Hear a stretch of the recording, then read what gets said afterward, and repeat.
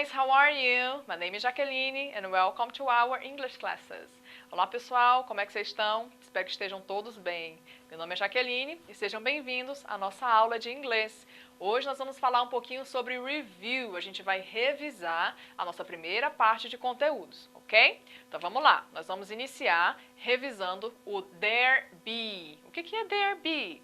Bom, there be significa há ou existe, a tradução do there be é há ou existe, e serve para indicar a existência de algo. Então, em português, quando a gente quer falar de existência, é comum a gente usar o verbo ter, né? Tem um carro aí fora? Em inglês, não, a gente precisa usar o verbo existir. Existe um carro aí fora? Existe uma caneta na sua bolsa? E assim por diante. E esse verbo existir é justamente o there be, ok? Esse be é justamente o nosso verbo to be. E vocês vão precisar conjugar ele como is ou como are. Qual é a diferença? Olhem aí na tela comigo. There is, você vai usar quando estiver se referindo a coisas no singular.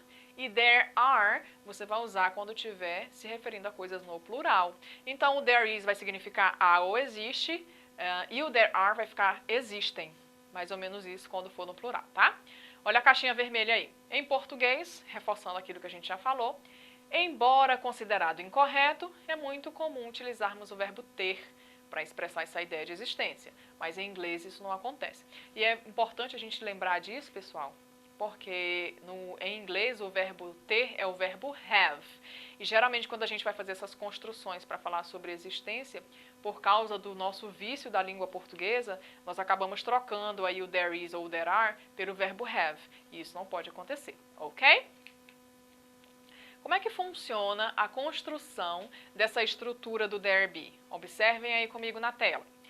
Então, quando a gente fala de forma afirmativa, nós vamos usar o verbo to be na forma afirmativa. There is ou there are. Estão lembrados da diferença, né? There is a gente usa para falar de existência no singular e o there are de existência no plural. Na forma negativa, a gente vai colocar o verbo to be na forma negativa. Então, onde era there is, agora vai virar there isn't. Aí na telinha para vocês está aparecendo there is na forma positiva, mas deveria estar negativa, tá? Então, depois do is a gente coloca o N, o apóstrofe, que é aquela vírgulazinha lá em cima, e o T, e ele vai virar negativo. O que é o isn't? O isn't é a junção do is, not, ok? Contraído vai virar isn't.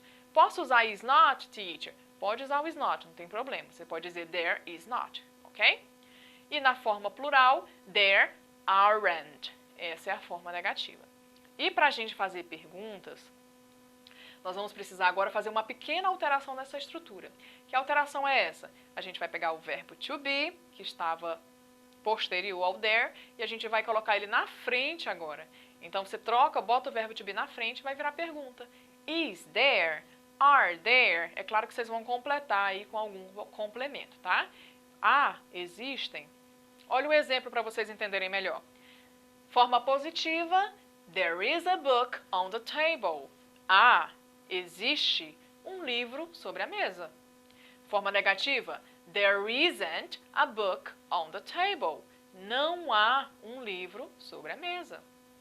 E a forma interrogativa, eu peguei o is e coloquei na frente, ó. Is there a book on the table?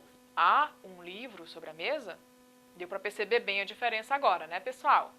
Ok. Vamos lá para o exercise, então. Complete, tá em inglês. Complete with there is or there are. Então, observem bem as frases que vocês vão ter que completar agora com there is ou there are. Na letra A, students playing games. Alunos jogando jogos. Tá fácil, né? Letra B, a boy studying English. Um garoto estudando inglês. Letra C, teachers talking. Professores conversando. E na letra D, dogs running. Cachorros correndo. E aí, há ou existe ou existem? Singular ou plural? Tá fácil, né? Se vocês observarem um detalhezinho aí, vai dar tranquilo. Então, olha aí, se vocês responderam que na letra A é there are, acertou. Às vezes eu não preciso entender, pessoal, nem a frase inteira. Se eu conseguir identificar que students está no plural, eu já sei que eu vou usar o there are, né? Students terminou com S ali. Então, there are students playing games. A, existem alunos jogando jogos. Letra B, there is a boy studying English. Há um garoto estudando inglês. Na letra C, there are teachers talking. Há professores falando. E na letra D, there are dogs running. Há, existem cachorros correndo. Ok? Fácil, né? Observa o substantivo. Se tiver no plural, é there are. Se tiver no singular, there is. Ok. Outro assunto que nós aprendemos também foi sobre os gêneros textuais. O que são os gêneros textuais? Os gêneros textuais são textos que exercem uma função social específica. Eles possuem peculiaridades que nos permitem identificá-los e reconhecê-los entre tantos outros gêneros. Então, embora esses diferentes gêneros textuais apresentem estruturas específicas com características próprias, é importante entender que os textos são flexíveis e também são adaptáveis, ou seja, que não definamos a sua estrutura como fixa. Então, pessoal, o gênero textual, sumarizando aí, né, resumindo tudo isso que a gente viu aí, o gênero textual são tipos de textos específicos com características específicas. Ou seja, quando a gente olha para aquele texto, observando essas características próprias de cada um, nós sabemos se ele se trata de uma receita, se é uma música, porque ele tem característica que mostra isso pra gente. Se é um poema, como é que eu sei que é um poema? Está organizado em estrofes, tem rima no final. Como é que eu sei que é uma receita? Porque tem título, tem ingredientes. Então, esses detalhes é que tornam esses textos específicos e únicos, certo? Lembrando, como disse no finalzinho aí do texto que a gente está vendo, que a gente não deve generalizar. Tem sempre as suas exceções, ok? Um exemplo de texto de gênero textual que nós aprendemos foi o anúncio publicitário.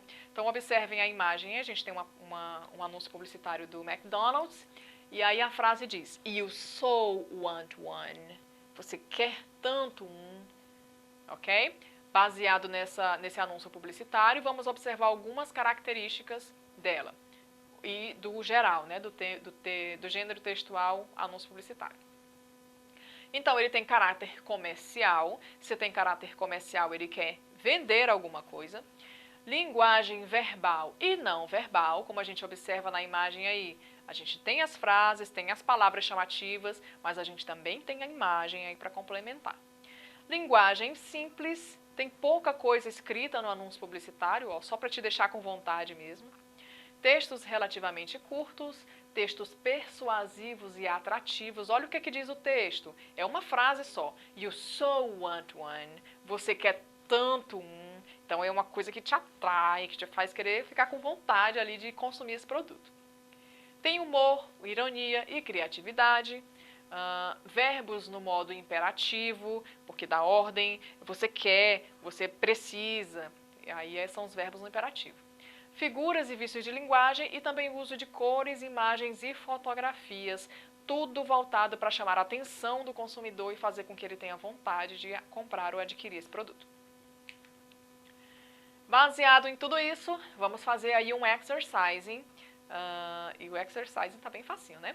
O que são os gêneros textuais, hein, pessoal? A gente começou a nossa revisão sobre gêneros textuais vendo essa definição de gênero textual e vimos também na prática como que se dá isso, né, no anúncio publicitário. Vimos algumas características, enfim. Mas e aí, conseguem lembrar? O que são os gêneros textuais, hein? Vamos ver a resposta juntos, então? Bom, então os gêneros textuais são textos com uma função específica. Eles têm características específicas que nos ajudam a identificá-los e distingui-los em meio a tantos outros gêneros textuais. Os gêneros textuais são aqueles detalhes que a gente observa em cada texto que fazem um texto ser diferente do outro, que faz a música ser diferente do poema, que faz o poema ser diferente da receita, que faz a receita ser diferente da propaganda e assim por diante. Certinho, pessoal? Então é isso, espero que vocês tenham gostado. Não esqueçam de acessar a plataforma Eduque para ter acesso a essa aula e a outros conteúdos e assistir quantas vezes vocês quiserem, ok? See you next class!